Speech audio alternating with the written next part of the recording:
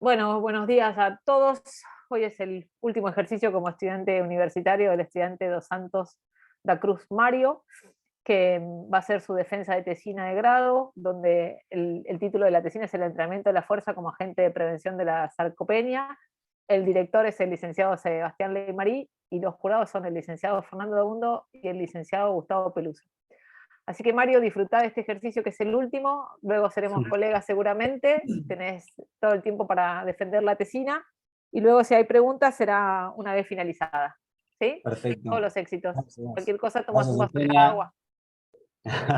Muchas gracias. Bueno, como dijo Eugenia, el trabajo es el entrenamiento de la fuerza como agente de prevención de la sarcopenia. A partir de ahí se trazó la problemática del trabajo, donde se inició la pregunta de investigación: ¿cuál es la efectividad del entrenamiento de la fuerza en la prevención de la sarcopenia en adultos mayores? Y en relación con esto se trazaron los objetivos generales y específicos. El objetivo principal del trabajo, el general, es describir la efectividad del entrenamiento de la fuerza para la prevención de la sarcopenia en adultos mayores. Y en relación con esto, otros aspectos que surgieron a investigar fueron los objetivos específicos, que son conocer los beneficios del entrenamiento de la fuerza para la prevención de la sarcopenia, explicar las características que debe tener la metodología de entrenamiento a aplicar, y, y qué implicancia tiene comenzar con el entrenamiento en edades tempranas para prevenir la sarcopenia en adultos mayores. Bien, este es un poco un mapeo de lo que vamos a ir viendo a lo largo de la presentación. Vamos a comenzar por la definición, la clasificación, la etiología, el diagnóstico de esta patología, las consecuencias, y finalizar por ahí con la parte un poco más extensa, que es el tratamiento en sí mismo. Bien, la definición. En un principio hay que aclarar que sarcopenia es un término que propuso Rosenberg en 1989, que viene del griego. Sarc quiere decir carne o músculo, y peña quiere decir escasez o poca cantidad. Entonces, en un principio se asoció mucho a la sarcopenia con la falta de masa muscular. Después se fue con los años viendo que este término es incompleto, y en el 2010 se forma el Consenso Europeo para la Prevención y el Diagnóstico de la Sarcopenia, donde se toma esta definición, que se dice que la sarcopenia es un síndrome caracterizado por la pérdida progresiva y generalizada de masa muscular y la fuerza, con un riesgo de resultados adversos como la discapacidad física, la mala calidad de vida y la muerte. A partir de ahí, existen dos clasificaciones: la tradicional, que va según las causas, en donde existe una sarcopenia primaria y una secundaria. La sarcopenia primaria está asociada al envejecimiento, a los procesos naturales de envejecimiento, y la secundaria a patologías preexistentes, como puede ser la demencia, la osteoporosis, la obesidad y otras patologías que también pueden llevar como consecuencia a la sarcopenia. Pero el consenso propone esta clasificación, que es un poco más completa, e incluye los criterios de diagnóstico que ellos mismos proponen, en donde se clasifica en presarcopenia, sarcopenia y sarcopenia severa. La presarcopenia es cuando existe un déficit de masa muscular en cantidad. La sarcopenia se considera cuando existe un déficit de masa muscular, pero aparte hay déficit de fuerza o rendimiento físico. Y una sarcopenia severa, estamos hablando cuando el sujeto ya tiene falta de masa muscular, falta de fuerza y disfunción en el rendimiento físico. En cuanto a la prevalencia, Von Helding y colaboradores en 2010 establecen que la masa muscular disminuye del 1 al 2% al año después de los 50 años de edad. Y la fuerza disminuye del 1,5 al año entre los 50 y los 60 años, y un 3% anual en mayores de 60 años. A partir de ahí se hizo un estudio en 2013 de Patel y colaboradores en Gran Bretaña, donde se estudiaron a 1.800 adultos mayores con una media de 73 años, donde se establece que la prevalencia es de un 6,8 en hombres y un 7,8 en mujeres. Mario, Pero lo que perdóname, no sí, están pasando las diapositivas. ¿no las están viendo ustedes? No, A ver, ¿en cuál quedamos? en la primera. ¿En la primera? Ah, yo ya pasé Sí. tres. Bueno, A por ver, eso. ahí sí, de la Ahí sí prevalencia. pasa. Pero ahí no lo ven completo, ¿o No, sí? no, A no, ver, completo no. ¿Ahí? No, ¿Tampoco? no. ¿Sigo o le buscamos la...? No, buscale la vuelta. A ver.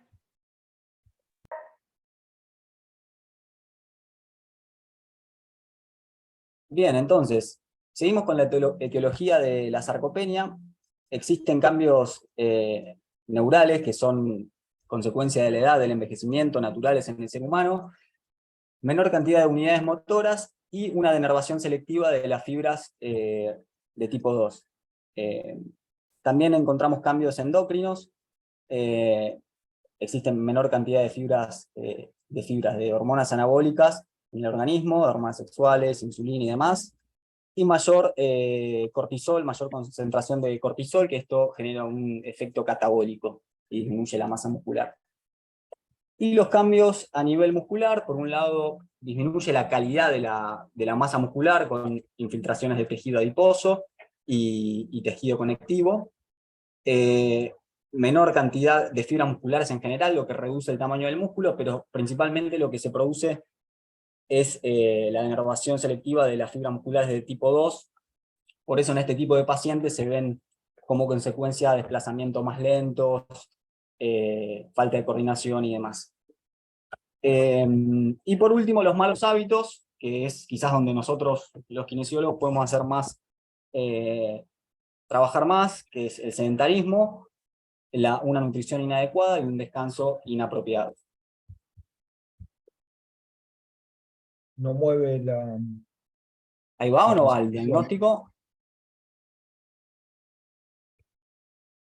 No, no se mueven Seguimos las en diapositivas. etiología. Fíjate ¿No si... se mueve? No. A ver. Sigue en la presentación de PowerPoint, ¿eh? A ver.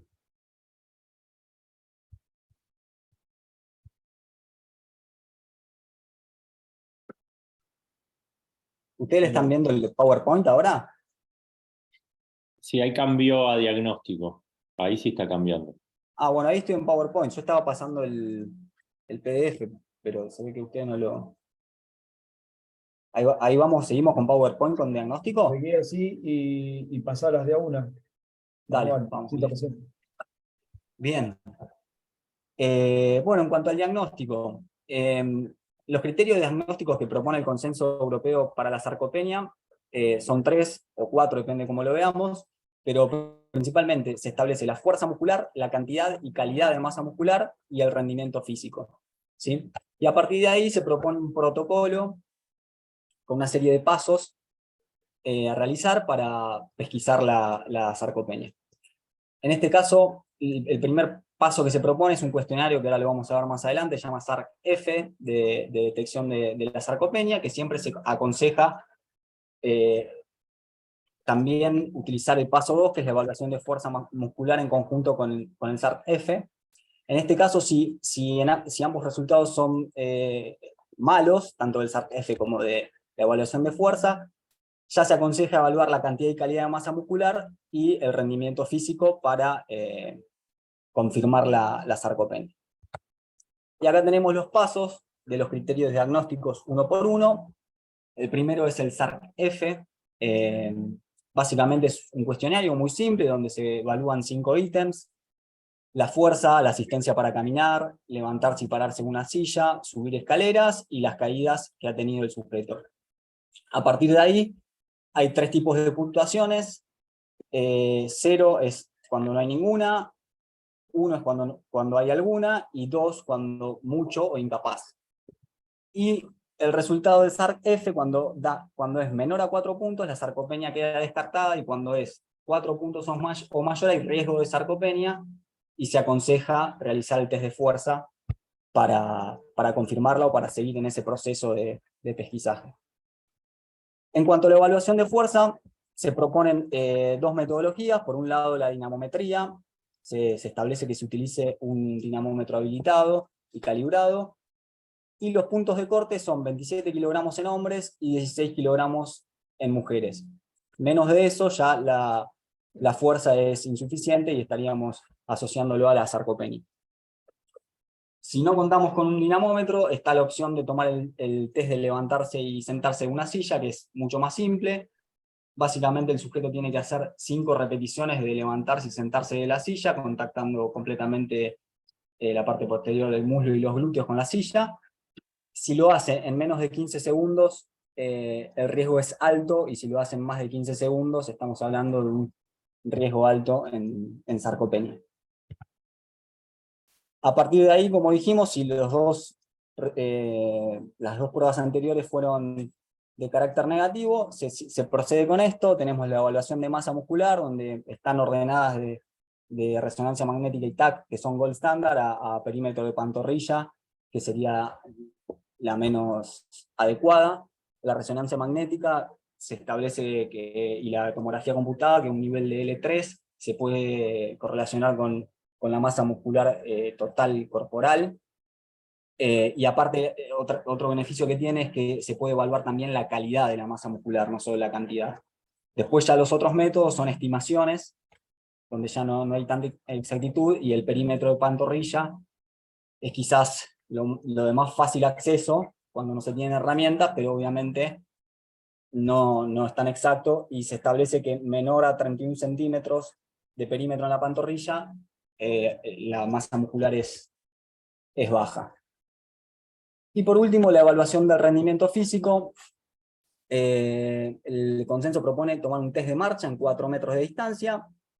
Es simple, se toma la distancia y el tiempo, en base a eso se calcula la velocidad, y menos de 0,8 metros por segundo está asociado a sarcopenia. ¿Sí? Bien. Las consecuencias de la sarcopenia. Acá tenemos en la imagen a la izquierda arriba un músculo de una persona de corte transversal, donde se ve un músculo de hueso, tejido adiposo, tejido celular subcutáneo y piel de una persona de 30 años y una de 80, y vamos a ver principalmente cómo se va disminuyendo la cantidad de masa muscular y de masa ósea, la calidad del mismo, se van viendo las infiltraciones de tejido adiposo. A esto también se le suma una disminución de fuerza y de rendimiento físico en general. ¿A qué se suma todo esto? ¿Qué consecuencia trae? Un mayor riesgo de caídas, mayor riesgo de fracturas óseas, porque los materiales biológicos terminan siendo más débiles, y la necesidad de institucionalización en instancias hospitalarias más largas por parte del sujeto. Y tenemos también el ciclo de la sarcopenia, que en definitiva la debilidad del sujeto lo va llevando al desuso, el desuso a la discapacidad, a la dependencia y a la menor calidad de vida, y eso termina volviéndose una espiral que cada vez lo va llevando a realizar menos actividades y a tener menos calidad de vida. Y por último, acá puse un estudio que me pareció interesante. Es un poco viejo porque es del año 87, pero está buenísimo, lo presentó el Colegio Americano de Geriatría, donde evaluaron en residencias de ancianos todos los sujetos que habían presentado episodios de caídas. Evaluaron con una máquina isocinética la fuerza en tobillo y en rodilla, y lo que se observó es que todos los sujetos que habían presentado caídas tenían significativamente menos fuerza que los que no habían tenido episodio de caídas. Por eso está asociado la sarcopenia y la falta de fuerza con el riesgo de caídas. Bien, otra de las consecuencias que presenta la sarcopenia es el aumento de la morbilidad. Se asocia al riesgo de padecer otras patologías de tipo crónicas, como la diabetes y la osteoporosis, una por disminución de sensibilidad a la insulina y la otra por menor densidad ósea. Además, los autores Melo, Ramírez y colaboradores en este estudio del año 2012, donde estudian la producción de mioquinas y el efecto del ejercicio en las mioquinas, contemplan al músculo como un órgano endocrino, donde a partir de la actividad física se producen mioquinas, que son fundamentales para la regulación metabólica, el control de inflamación y mejorar el estado de ánimo. A partir de eso, se ven beneficios en cuanto a la resistencia a la insulina, la aterosclerosis, la neurodegeneración, y hasta está en estudio el tema del crecimiento tumoral.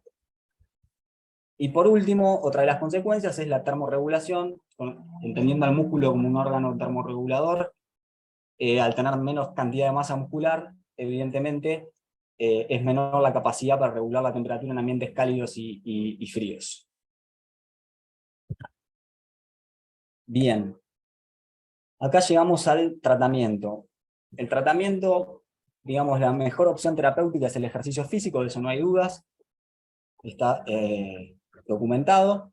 Y dentro del ejercicio físico, si bien todos los autores concuerdan en que la planificación del ejercicio físico debe ser integral, con todas las capacidades físicas a desarrollar, la resistencia aeróbica, la flexibilidad y demás, se sabe que para este tipo de patologías el entrenamiento de la fuerza es la más específica, ya que mejora la función muscular, aumenta la masa muscular e incrementa el rendimiento físico.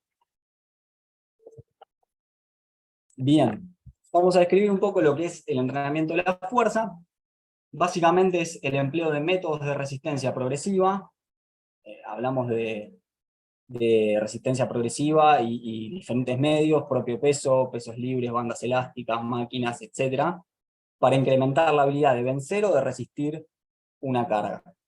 Y acá es fundamental el rol del kinesiólogo en el proceso de entrenamiento en dos sectores o dos etapas importantes, que son las variables de programación, todo aquello que el kinesiólogo contempla para la planificación de la sesión de entrenamiento y del programa de entrenamiento.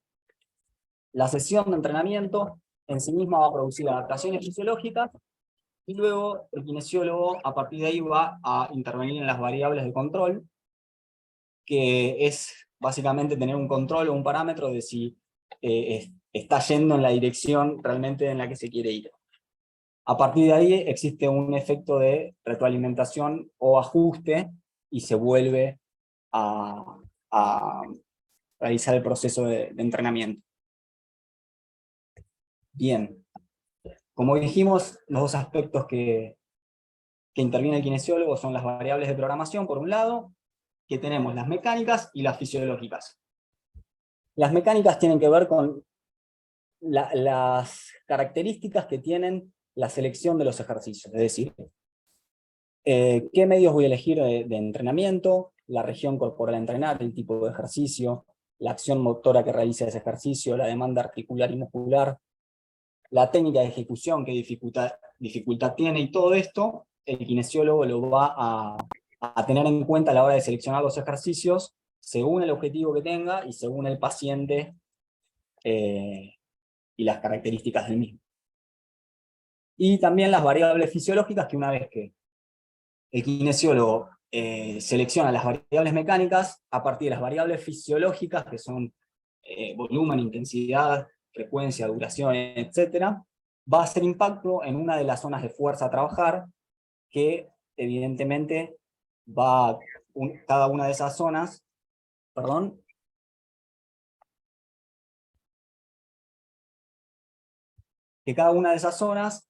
va a tener un objetivo específico.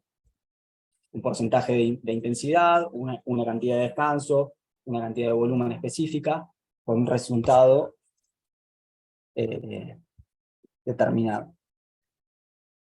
Bien, y las variables de control. Acá en las variables de control, si bien hay muchas, y más sofisticadas que las que seleccioné para la presentación, existen plataformas de fuerza, encoders, y un montón de dispositivos que miden la performance del sujeto. En este caso, tenemos dos herramientas que son simples y son sumamente útiles. Hablamos del RPE, que es el índice de esfuerzo percibido. Básicamente es una escala del 0 al 10, donde 0 es extremadamente fácil y 10 es extremadamente duro.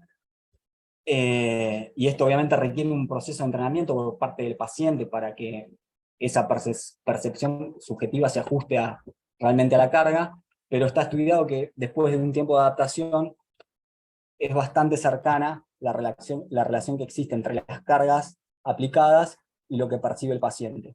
Por ende es una metodología bastante útil para controlar las cargas y a partir de ahí, como decíamos hoy, realizar el ajuste cuando se vuelve a iniciar el proceso de entrenamiento. Y a partir de ahí también tenemos la escala RIR, que es súper interesante. Básicamente la escala RIR es las repeticiones en reserva que quedan. Es decir, la relación entre lo que el paciente hace y lo que podría hacer. Un ejemplo es, si con 10 kilos el sujeto puede hacer 10 repeticiones y no puede hacer más, yo le digo hacer 6. Entonces, van a quedar 4 repeticiones en la recámara, eso es un RIR de 4, y el beneficio de esta metodología es que está lejos del fallo muscular, que en esa zona ya entramos en una zona roja, donde hay más tensión mecánica, mayor riesgo de lesión, se eleva más la tensión arterial. Entonces con el RIR se puede trabajar lejos del fallo muscular en base a lo que uno pretenda. También hay que de hecho es esta tabla, la que está a la derecha, de Helms, que relaciona el RPE con el RIR. Bien. Y para ir más o menos cerrando con el tema del entrenamiento de la fuerza, acá presentamos algunas consideraciones para la programación. Hay un estudio de Fragala y colaboradores presentado en 2019 que habla muchísimo de esto, donde da consideraciones generales para este tipo de población, y habla de que básicamente lo primero que hay que tener en cuenta es una correcta técnica de ejecución, que eso es innegociable. Comenzar los periodos de entrenamiento por cargas más bajas para luego ir incrementando. Trabajar todos los patrones de movimiento, empujes, tracciones, desarrollo de la estabilidad central, adaptar los ejercicios a las posibilidades del paciente, y como mencionábamos recién, no llegar al fallo muscular, que es una zona de riesgo. Pues dentro de la sesión lo que sugieren los autores es empezar por intensidades más, obviamente después de realizar una entrada en calor y demás, los primeros ejercicios deben ser los de mayor dificultad técnica, mayor intensidad y mayor implicación muscular, ya que va a ser la parte más compleja de la sesión, el sujeto va a tener menos condiciones de fatiga.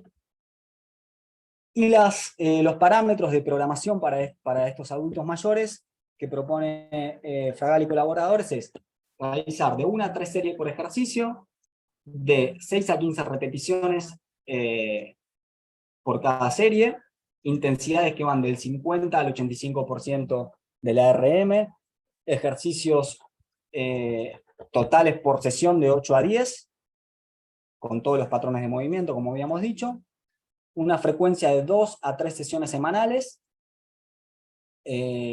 Sugiere también trabajar la fuerza explosiva, y esto tiene que ver mucho con lo que hablamos, que se van perdiendo las fibras de tipo 2, y bueno, sugieren que para trabajar la fuerza explosiva en la fase concéntrica, que puede hacer con lanzamientos o con movimientos más acelerados, sugieren intensidades entre el 40 y el 60%, y también sugieren incorporar movimientos funcionales similares a los de la vida cotidiana del paciente. Bien. En cuanto a la seguridad, que quizás es un tema bastante controversial con los adultos mayores y la fuerza, Valenzuela y colaboradores establecen que el entrenamiento de la fuerza es seguro para adultos mayores sanos, con fragilidad y o individuos con ciertas enfermedades. Obviamente, para que esto sea posible, el diseño del programa debe ser adecuado y se deben tener determinadas consideraciones específicas según el sujeto.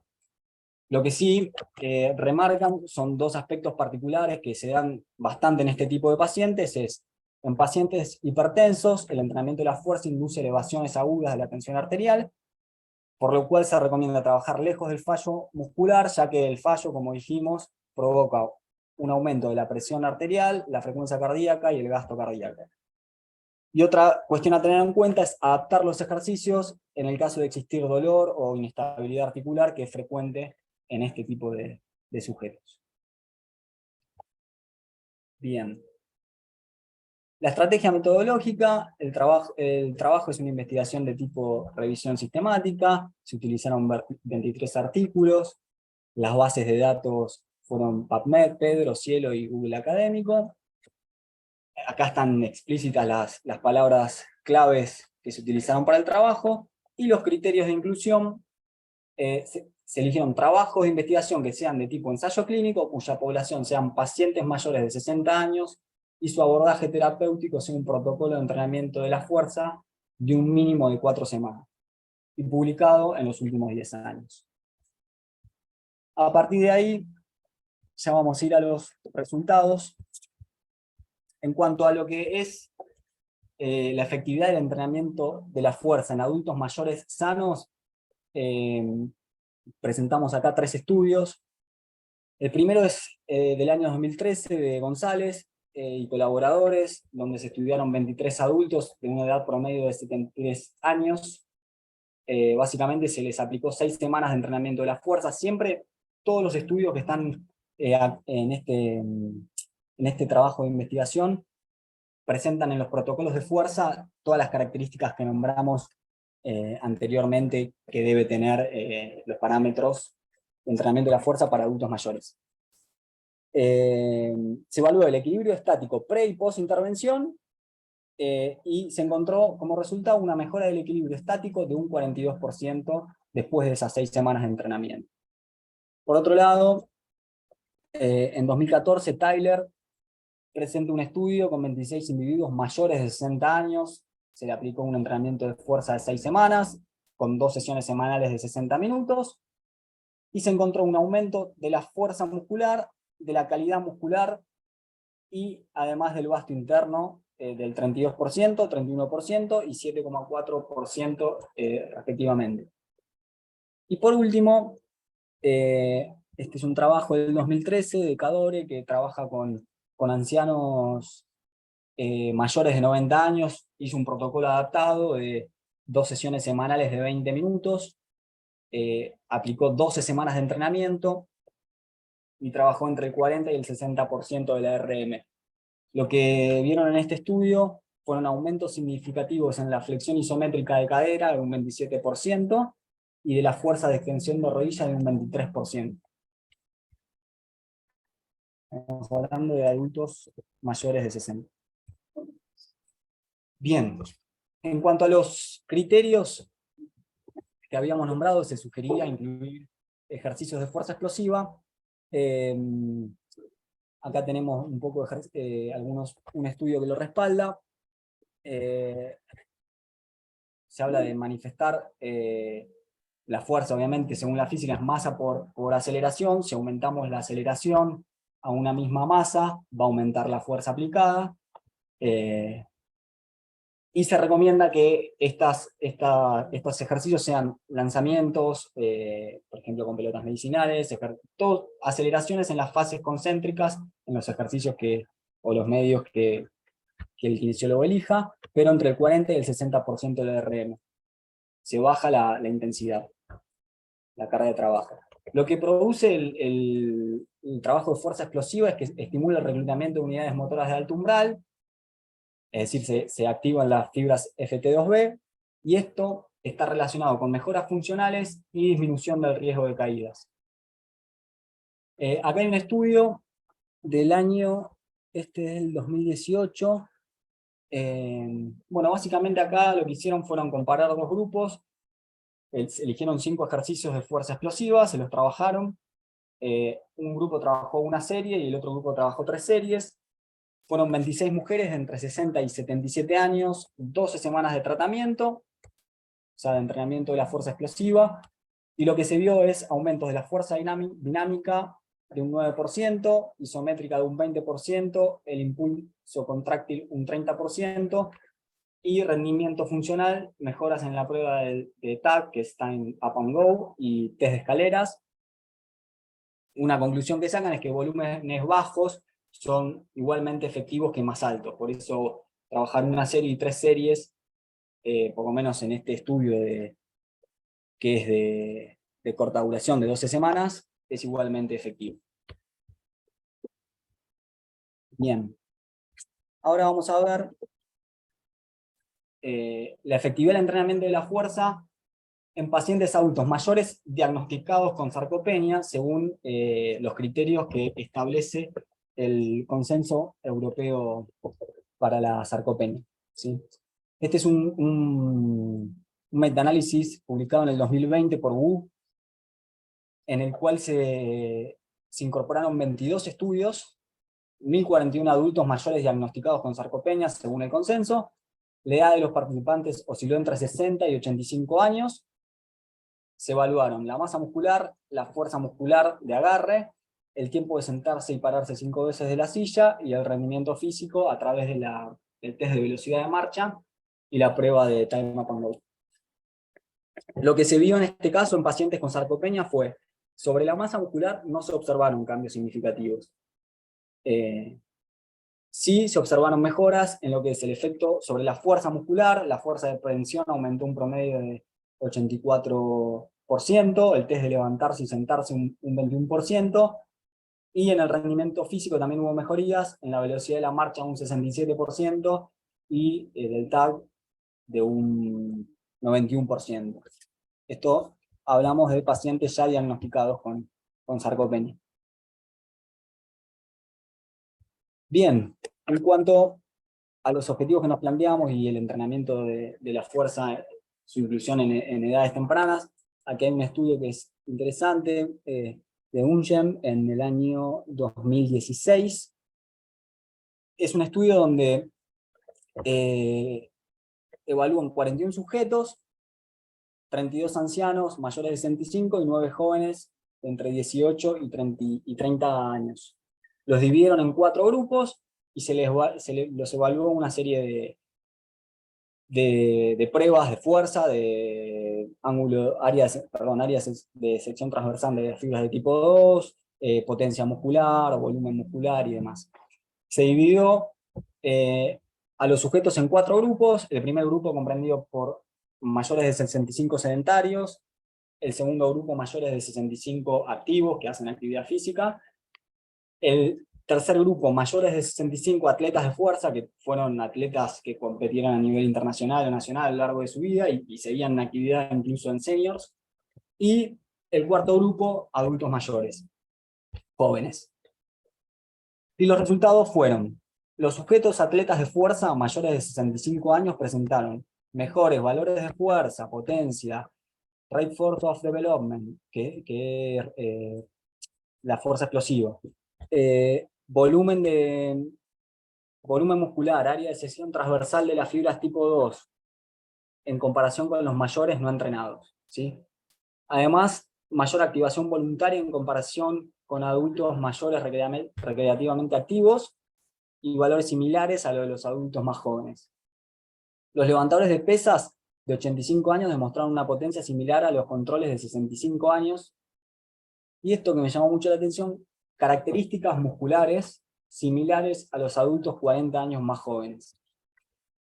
Y los autores llegan a la conclusión de que el entrenamiento de la fuerza es más efectivo si se introduce en etapas más tempranas, y esto lo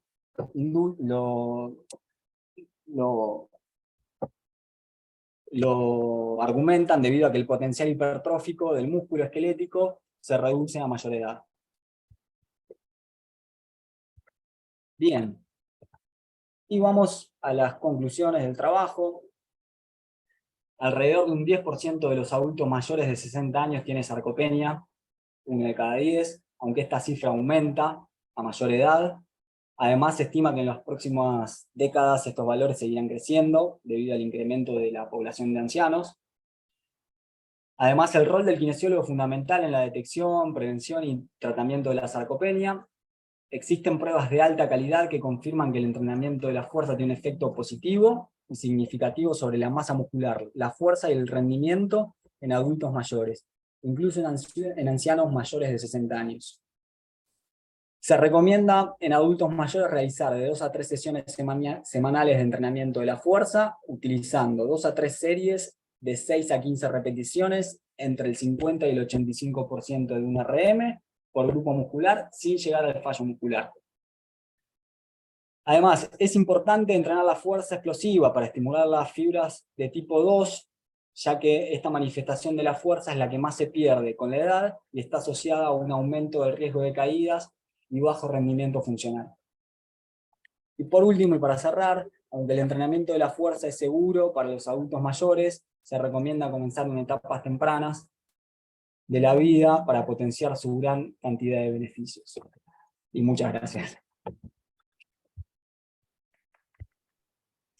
Muy bien, Mario, felicitaciones. Gracias. Ahora, Perdón ver por si- los... No, tranquilo, tranquilo, son cosas que pasan. Si el jurado quiere hacer alguna pregunta respecto de la tesina. Fernando No, dice que no. yo no sé, Gustavo. No, ¿alguna forma de estimar una RM en adultos mayores, así como prueba? ¿Cómo es el cálculo? ¿Cómo calculas una repetición máxima en un adulto para Bueno, trabajar no se así? hace, lo que recomienda es no hacer la medición, digamos, directa, no llegar a Claro, tomar una RM de forma directa y ver cuál es la mayor cantidad de peso que puede desplazar, sino que porque se utilizan mencionaste así fórmulas. como porcentaje de la RM, dijiste, Claro, en el sí, desarrollo. se estima la RM a partir de fórmulas, ¿sí? ¿Está Entonces, bien? se evalúa según las repeticiones y hay fórmulas, en este momento la verdad no me acuerdo si querés que la busco, las No, fórmulas no, no, que no, pero hay, sí. pero sí a partir de pruebas submáximas se puede estimar, no va a ser exacto, pero va a estar bastante cercano, la RM. Bien. No, yo lo que me gustaría destacar es que, si bien por tu formación por ahí de base como profe, trasladar esto a la kinesiología es realmente bueno y es quizá una de las cosas como desafío kinésico por la edad o el promedio de edad que van a atender en los kinesiólogos que vienen, ¿no? Antes tener un paciente de 90 años era rarísimo y hoy nos encontramos con pacientes de más de 90 años que por ahí uno encuentra en la vida profesional más frecuentemente, ¿no? Y hay un aspecto que por ahí creo que fue, no que lo dejaste de lado, sino a tener en cuenta cómo en esta mejora de la fuerza, yo por trabajar en un hospital y ver pacientes internados, la mejora de la fuerza en cuanto al sistema, ¿no? Vos lo referiste siempre a la parte muscular o la sarcopenia. Pero cuando un paciente se queda sin fuerza para toser, entonces tiene menos movilidad de secreciones, se queda sin fuerza para tragar, no puede tragar bien, la deglución es ineficiente, ¿sí? Entonces entramos en ese espiral que vos nombraste hace un ratito, como una espiral de consecuencias.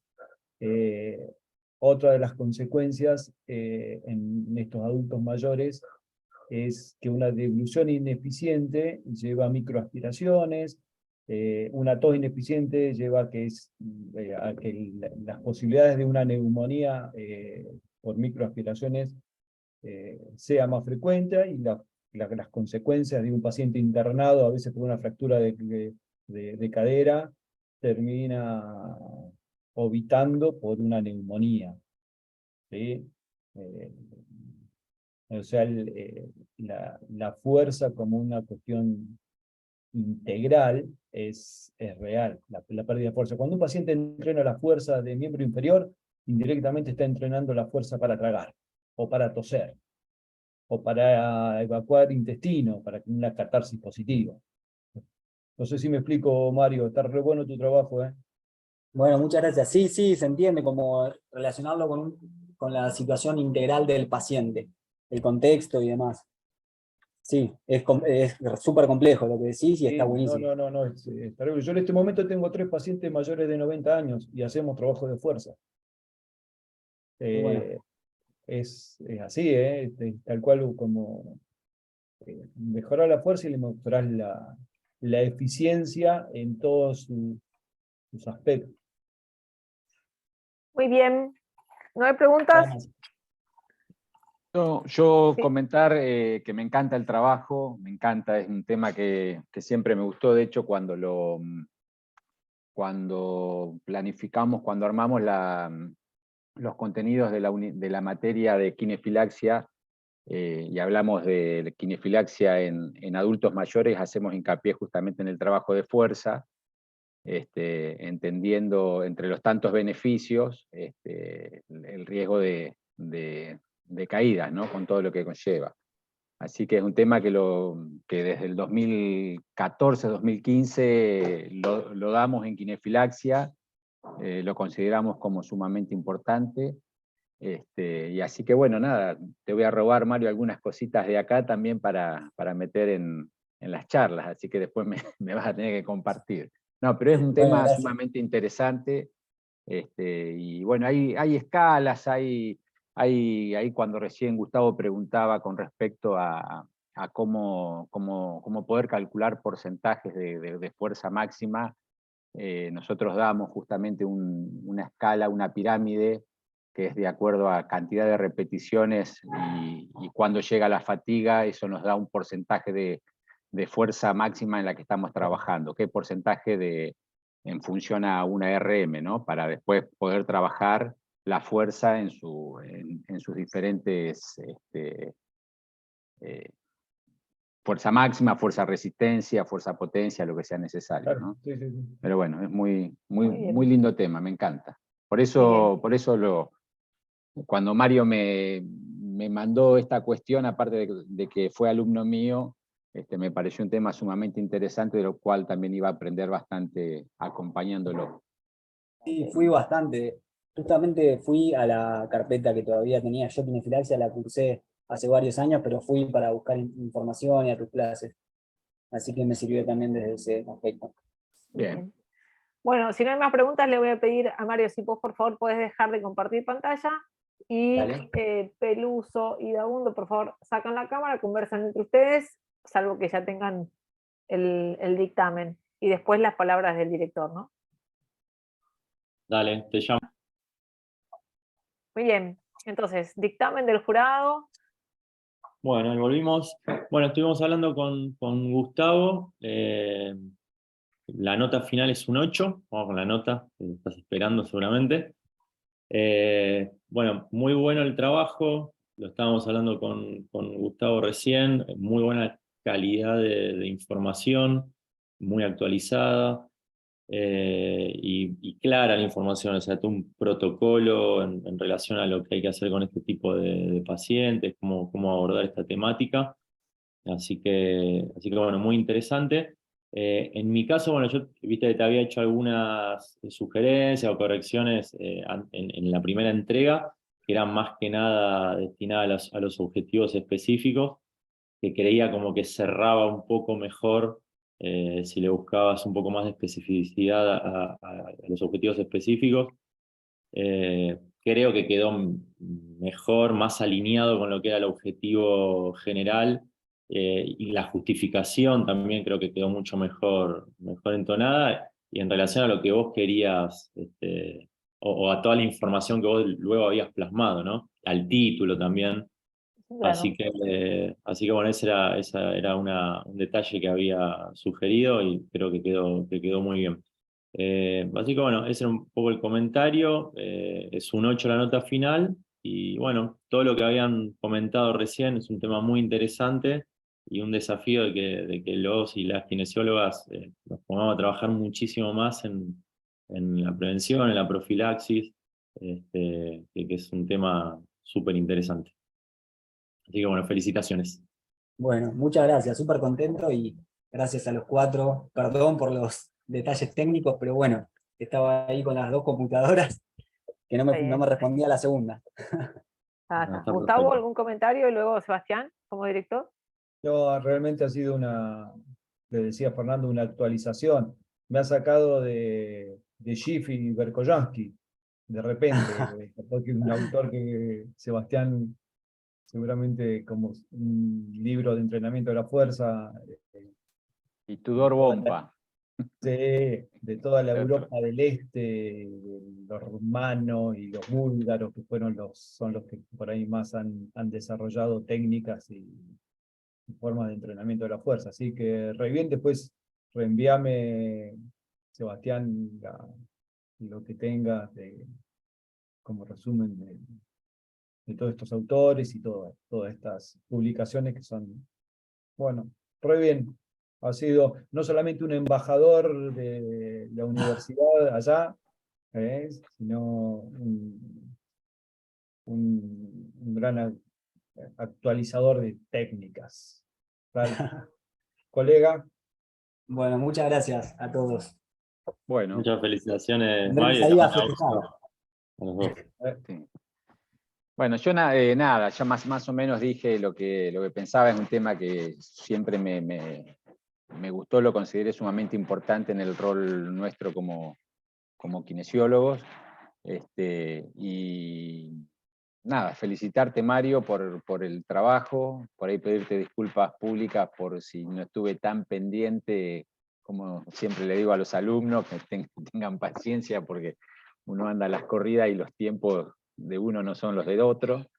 Así que, pero bueno, nada, felicitarte y sumamente interesante, y ojalá lo puedas aplicar. Yo siempre digo que el tema, o sea, la diferencia y los beneficios y los logros se ven cuando uno aplica estas cosas, porque desde la teoría lo tenemos, muchas veces manejamos un montón de conceptos, conocimientos y demás, pero después no lo aplicamos. Entonces, si sabemos que es eficiente, sabemos que sirve, está recontra demostrado, bueno, tenemos que aplicarlo, tenemos que tomarnos el detalle, especializarnos un poquito, encontrar la vuelta y empezar a implementarlo y empezar a trabajar. Esto nos da la posibilidad de ver la cantidad de opciones que tenemos como kinesiólogos, kinesiólogas para trabajar.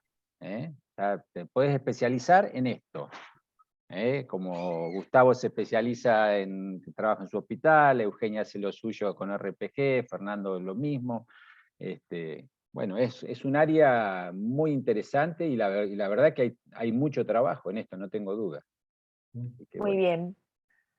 Muy bien. Bueno, gracias a los tres, al director y Muy a los bien. jurados. Mario, felicitarte, darte la bienvenida a la profesión más linda del mundo. Estás en un lugar hermoso para ejecutarla y disfrutarla por allá. Así que nada, es alucinante verlos crecer. Y ahora festejar. ¿Sí? Bueno, muchas gracias. Súper contento con todo y bueno, cuando estén por acá me avisan y No, tomamos un esperamos café, los aunque sea. pasajes. Esperamos los pasajes. Bueno, Vamos uno a por ver año, si como por orden dijimos. alfabético, quién va primero, pero... Digo, va a Acordate Seba el porque, primero. bueno. Sí, Y lo vamos a visitar a mi amigo allá, dale. Te hago el nexo ahí, listo. a Dale. Pedro. Que estén bien. Bueno, muchas gracias Nos a vemos. todos. A disfrutar. Hasta Saludos luego. Gustavo, Chao, muchas gracias a Fernando todos. y Chao, Eugenia. gracias, buen día. Fer, Chao, chao, chao, chao. Eugen, Chao. chau, Nos chau. Hasta vemos. luego.